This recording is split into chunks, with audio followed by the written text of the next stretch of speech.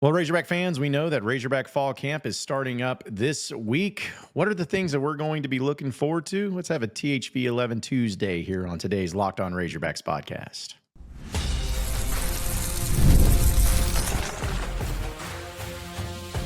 You are Locked On Razorbacks, your daily podcast on the Arkansas Razorbacks, part of the Locked On Podcast Network, your team every day. And welcome into the Locked On Razorbacks podcast. I am your host, John Nabors. I'm also the host of Inside Arkansas Live, which you can catch every weekday starting at noon on Inside Arkansas and InsideArkansas.com. It's been a while since we've been able to do one of these, but hey, with fall camp starting back up this week, it only makes sense to have a little fun with it as we welcome in a very good friend of the podcast and for another THV 11 Tuesday, and he is of THV 11. It is Nick Lutrell down there in the Central Arkansas area. And Nick, as always, man, appreciate you joining us. It's been a bit. How you doing? John, thanks for having me, man. It's been too long. We shut this off for a long time, I guess, because we were just busy. But now we got it going. You know, fall camp's coming up here in a few days, and you can say what you want about the excitement of the football program. Anytime it's getting close to football season, I'm getting excited, no matter if this team's gonna be projected to win 4 games or not. So I'm excited. Yeah, I think excitement is always going to come into play once we know that it's on the horizon, and we're just about a little over a month away, so it'll be here before we know it. But I want your thoughts on this, because fall camp can be a little bit of an absurdity in some cases. I think you have to be able to look at what you are seeing and have reactions to them. But I also think that you can't see one little play or one little practice or one little performance in a practice and say, oh, this player is going to be amazing, or this player is not going to be so good, or whatever it may be. But for you personally, what are you looking for as far as the things to watch this upcoming fall camp, the things you're going to be most focused on and most interested in? Yeah, I think you're spot on in saying that. I feel like the media is expected to have all these questions answered after we watch 20 minutes of them stretching and doing some drills. And it's kind of hard to figure out, even the entire fall camp. It'll be tough to answer this question at the end of it, just because of we don't get a lot of time to really see the team. But in the short time that we do, for me, I would say I'm most interested in a lot of the things on the offensive side of the ball, because I think that's going to be the better side of the ball this season for the Razorbacks, with Bobby Petrino in year number 2 and Taylen Green.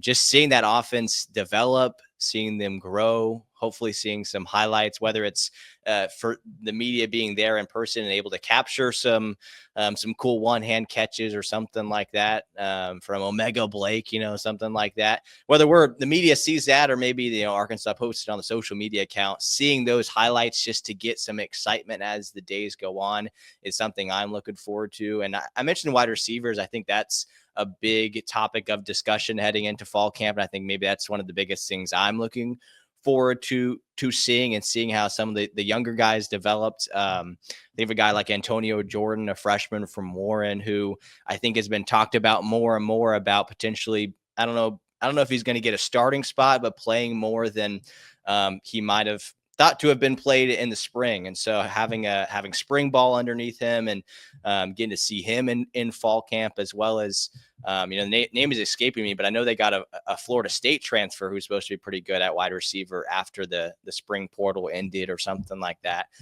So seeing those two guys and seeing how do those wide receivers develop after having, spring practice, if they played with the Razorbacks in the spring, having some summertime where they hopefully got bigger, got stronger, seeing those little things that may not actually add up to a lot of playing time or to big touchdowns in the fall, but seeing some things that just get us excited and that get the fans excited as well, because that's all you're looking for out of fall camp, at least from our perspective, from our fan perspective. Just little things like that can get you excited as the days go on, as we're counting down the days to football season. And when I think about it, again, I think it's the offense. I think it's what can Taylen Green do in year 2. How much can his wide receivers help him out? Because there's just a lot of unknowns. And I think people think unknown is a bad thing. That means wide receivers aren't going to be good this year. I actually kind of disagree with that. I think the wide receivers could be really good this year. it's just it's kind of a big question mark right now that we're still waiting to figure out. So I think that's one of the biggest things I'll be keeping my eye on when fall camp gets started is the wide receivers.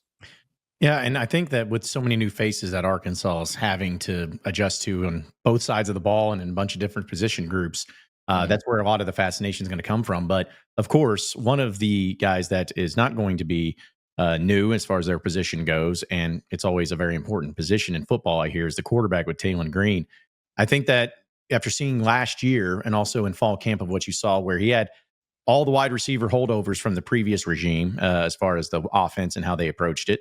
And they also had new offensive linemen, a part of it, new running backs. Now, this year, he's got one roughly same offensive lineman, the one running back that's the same, but pretty much everything else is different. Wide receivers, as you mentioned, tight end, they're different. I know they're going to have a running back by committee that's going to be a little bit different, but Taylor Green remains the same. How are you going to look at it from that perspective of him taking this offense? We always hear about the second year of Bobby Petrino and how much better it's supposed to be, but the fact that he has a completely new team surrounding him that he's going to have to adapt and adjust to. How do you think he handles that? Yeah, I mean, I think you're saying it there. This team will go as far as Taylen Green will take them. And I think a big thing around that is keeping Taylen Green healthy. That's obviously something you keep an eye out in fall camp, but we shouldn't have to worry about that too much in fall camp for him, getting injured like another player, because I'm sure he's not going to be touched.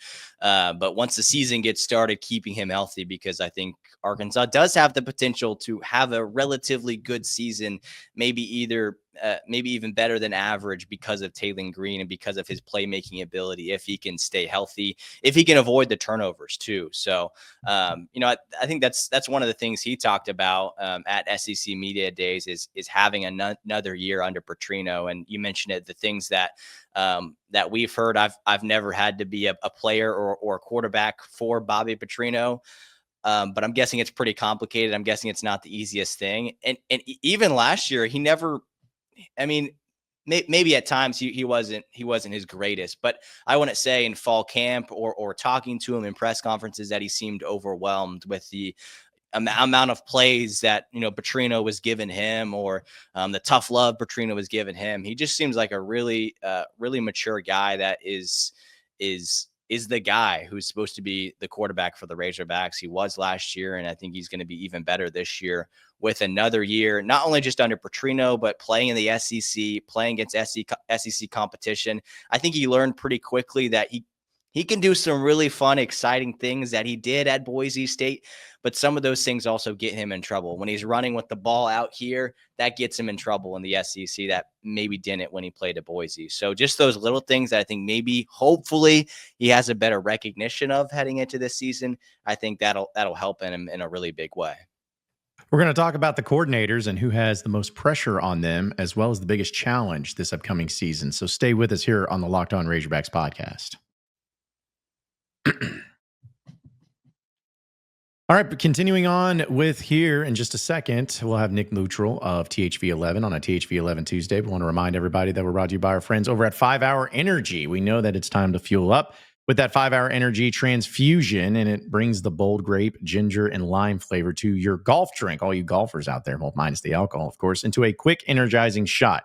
Whether you're sinking birdies or just making memories with friends, this is one's a hole-in-one for your energy game. And let's be honest, some days on the golf course or even off of it, you need that extra boost of energy. You need that extra thing to get you through the day. You may start off strong in the morning, but got to have something to help you out throughout the rest of the afternoon. That is exactly what 5 Hour Energy is going to help you out with. Golf is all about good times and good people and good flavors, of course. But grape flavored ginger lime flavor is able to provide you with the best parts of getting to the clubhouse, and it is going to be your go-to energy drink without chasing down that beverage cart. So if you go to 5hourenergy.com, that's the number 5, hourenergy.com, you can use my promo code LOCKEDONGOLF. That's LOCKEDONGOLF to receive 20% off your order. This offer is only valid until September 30th on one order and cannot be used with any other promotions. The code is not good on subscription orders either. Whether you're meeting up with friends or trying to turn 18 holes into 36, get the energizing boost you need to power through. Order transfusion flavor 5 Hour Energy shots today with 5 Hour Energy.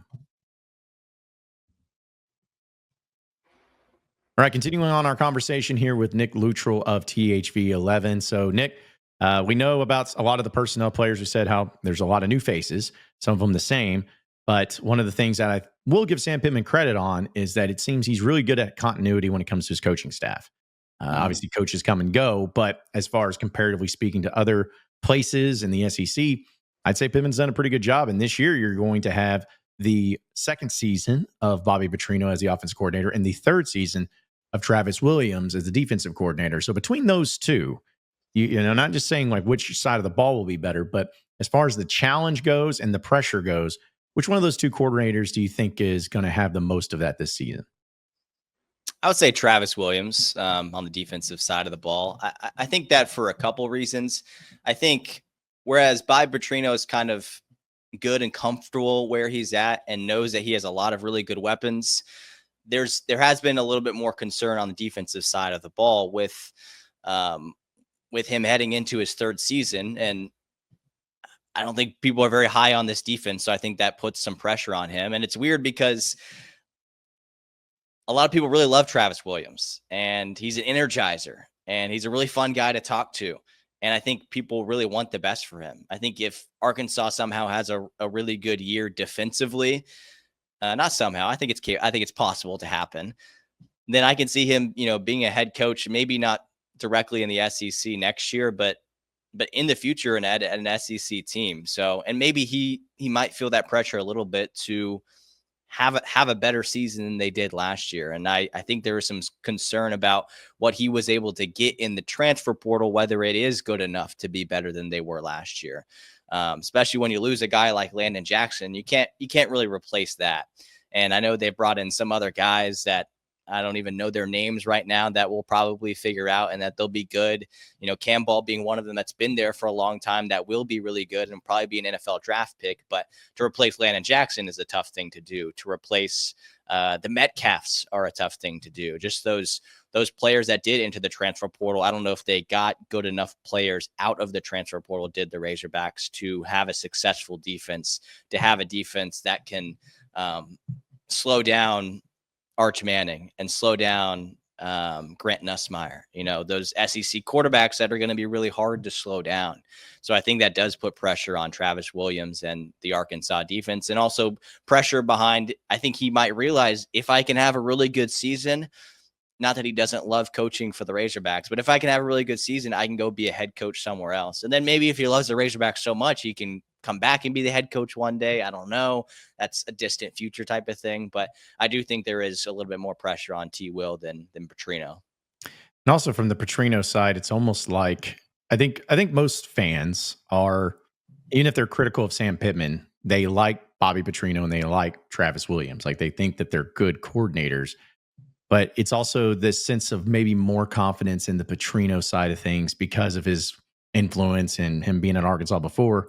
And with Williams, it's like, you want a good defense, of course. Everybody wants a good defense, but you're not having to rely so much on the defense to be elite level if you want to be successful. I mean, obviously it helps, but I don't know. I get the vibe that a lot of Razorback fans too are just immediately like over it. Like, no, it's fine, man. Just we know Williams. Just be over there. Just don't have the worst defense in the world, and the rest of it will take care of itself.